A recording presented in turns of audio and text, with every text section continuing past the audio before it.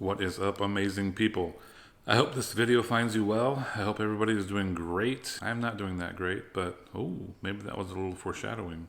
I thought I would do a little story, a little mini movie about my Super 73 experience so far, just to kind of help myself document it, and maybe you guys will get a little kick out of it here and there. Perhaps it'll be informative. Maybe it'll be a big waste of time, but I doubt it.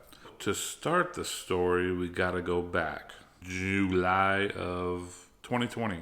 I decided to get a 65 inch, I decided to ask my wife if we could get a 65 inch TV. Actually, I started, I wanted a 70 inch, but ended up I could only fit a 65 inch in the space where my TV went. So I had to settle, I know.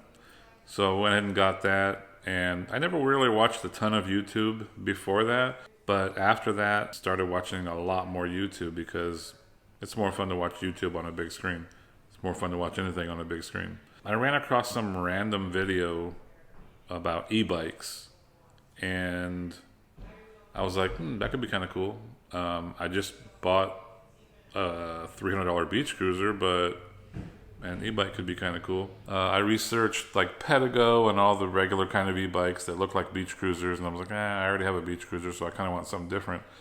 And then I came across the Super-73, and I was like, whoa, I could like relive my childhood fantasy right there. I searched up the juiced bikes, I looked at Zugo, I looked at Onyx. I kept going back to Super 73. It looked like the most fun. I liked the features. The price wasn't great, but for what you get, you got to pay for it.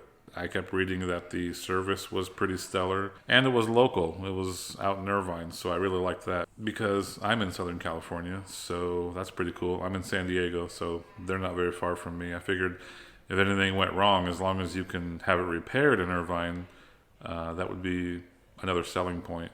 I was trying to find situations to justify spending $2,500 on a bike.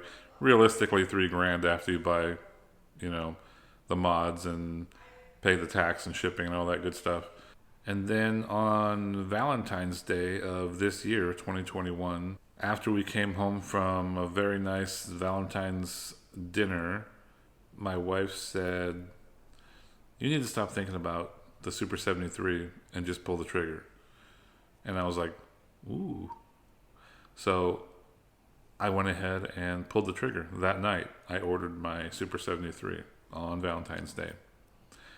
Yeah,